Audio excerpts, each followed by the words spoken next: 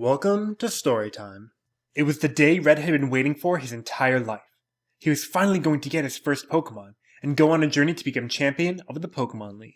Going to Dr. Oak's lab, he received his partner, a Charmander he named or Abby for short. Oak's grandson Blue taunted Red and tried to fight him, but Red and Abby were already a team to be reckoned with. He embarked, finding a Rattata his first catch. Just before reaching Pewter City, he also found a quiet Pidgey. Red went to the Pokemon gym and fought his first gym leader, Brock. His Pokemon were strong, but Abby and Pidgey proved to be stronger. He journeyed next to Mount Moon, catching a Spearow and making his way through a network of caves. Tossing away some useless rocks he found, he encountered a lone man residing inside the cave. After besting his Pokemon, the man offered Red a choice of two fossils, one domed, one spiral. As Red came closer, he felt a faint sense of heat coming from the Helix fossil. When he touched it, his skin tingled and his breath came short. He took the fossil and kept moving. Red found that he couldn't stop looking at the fossil. He often took it out of his bag to gaze at it, tracing the spirals with his fingers. On this lonely journey, the Helix was a source of comfort, something about it calming his weary soul. One day, the Helix began to speak to Red. It was quiet, almost a whisper in the back of his head, but the Helix began to guide him, telling him where to go. At first, Red was confused. The Helix's direction seemed random, at times counterproductive, and it seemed he was going nowhere. However, as time went on, he began to feel content in the Helix's advice. He consulted it more and more, confident in its wisdom. Though its path was no longer simple and rarely sensical, it seemed somehow right. Abby grew stronger and evolved into a Charmeleon. After catching a second Rattata named Jay Leno, Red made it to Cerulean City. The leader Misty's water Pokemon had a natural advantage, decimating Abby. Determined to win, Red trained Abby, Pidgey, and Jay Leno in the wilds around the city, and soon Pidgey had evolved into Pidgeotto, exuding a quiet strength as his skills improved. The Helix told Red he was ready, and so with its words in his heart he challenged Misty again. Pidgeotto and Abby's stellar teamwork won out, and Red had his second badge. Continuing his journey, Red caught a Drowsy. Blue found him on the road and the two battled again, Red winning out once more.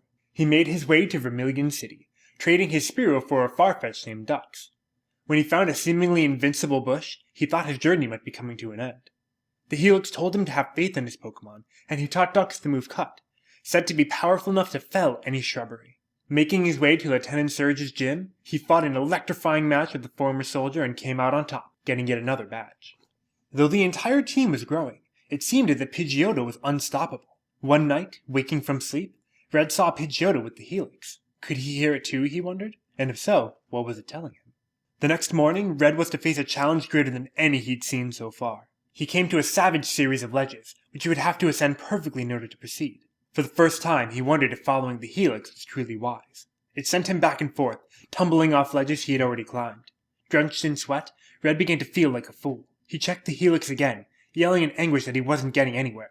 The Helix calmly responded, "The straight path, the easy path, is not always the correct one." Though the Helix's way seemed random and chaotic, it was simply the Helix's way of trying to make Red stronger, to lead him through the spiral of fate, and to bring him out the other side ready to face what lies ahead. Red climbed up and down the ledges for hours, until his body could barely move. After resting, he entered a dark cave, wandering around in the pitch black. The darkness seemed to be closing in around him, but Rattata had learned to dig, giving him the new name of Digrat. He frequently brought Red outside, giving him respite from the horrors of the cave. Finally, he was able to make it out, making his way to Celadon City. As he neared it, Pidgeotto glowed with holy light, becoming Pidgeot. His power, already considerable, seemed now to be otherworldly. The Helix frequently told Red to use Pidgeot in battle, and Red began to call him Bird Jesus as he conquered every opponent he met. Celadon's gym leader, Erica, used grass Pokemon, which Pidgeot effortlessly dispatched. Red noticed that Pidgeot had grown more somber since his evolution, undertaking his battles with a grim sense of duty rather than the exuberance of his Pidgey youth. What was it that Pidgeot was thinking about? Had the Helix told them something? Later, Red would muse that Pidgeot may have known what was about to come, and knew he could do nothing to stop it. Red entered a mansion where he found a lone Pokeball on a table. The air around it seemed icy cold, but Red had to know what was inside. It was Eevee, a Pokemon he had never met before. It nuzzled his leg, and he decided it would be a good addition to the team. He next went to the Celadon department store. The Helix suggested using a water stone on Eevee, turning it into a Vaporeon that could bring them across the sea to Cinnabar Island, a place the Helix wanted one day to see. As he went to buy the stone, however, Eevee perched on his shoulder, pushing his hand towards the Firestone. Would that not be a better choice, it seemed to be saying? Red purchased it nervously. Eevee trained with the rest of the team, but soon it began to speak to Red, the way the Helix had done.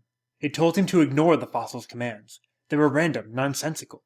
Helix was a force of chaos and disarray, while Evie was a force of order and progress. Red was unsure of which path was best. Helix had led them for so long, but Evie's way seemed easier, faster. Abby and Jay Leno did not like this new influence on their trainer. They had been with Red through their entire journey, and they did not trust Evie, who went against the word of the Helix that had been their light thus far.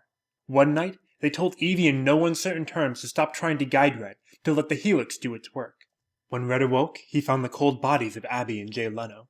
He was consumed by grief, but Evie told him it was meant to be. It said that progress would bring catharsis, and that order would bring peace. They had to keep moving. Red left his first two Pokemon and continued on, catching an Oddish. Evie asked Red to use the Firestone, evolving it into Flareon, with bright fur that shimmered like flames and eyes as black as a starless midnight. Flareon smiled with pride, but he saw the way that Bird Jesus was looking at him. Though he was silent, he knew what Evie had done. Flareon continued to whisper in Red's ear, telling him how Helix would lead him nowhere, how he would never finish his journey. As for the Helix, it told Red his faith would soon be tested again, and to stay strong. Red's world was once again shattered when he awoke to find Bird Jesus dead. He could not believe it. Pidgeot had been so unstoppable. Flareon immediately came to Red's ear, telling him that the Helix had led him astray, that no just fossil would have let his Pokemon die. Red was beginning to believe him. As they went to keep moving, Red heard a cry, and saw Pidgeot rising from the grave, alive once more. He was too overwhelmed by joy to see Flareon's eyes narrow, to hear his snarl. Red blamed Pidgeot's death on the Helix and decided to leave it behind. Pidgeot gazed at the fossil that had been tossed aside, but followed his master. Flareon was overjoyed, but Red began to feel that his journey had lost its heart. He was moving faster, going in the right direction, but it didn't feel right. Something about his path was shallow, meaningless. It wasn't the same. Not without the Helix. Flareon begged him to reconsider, telling him that the Helix would lead him astray again. It had killed Abby, killed Jay Leno, killed Pidgeot. Red looked at Pidgeot, and back to Flareon. The Bird Jesus gave him a solemn nod, and Red realized it was the Helix who had brought him back, and Evie who had killed his friends. Flareon had been trying to lead him down the path of order, but it was not the right path. Flareon was a false prophet. Red went back for the Helix fossil, dusting it off and asking for forgiveness. But the Helix bore no ill will. It told Red that he had to give up the path, so that he could see the other side for himself, and make the choice about which one to follow.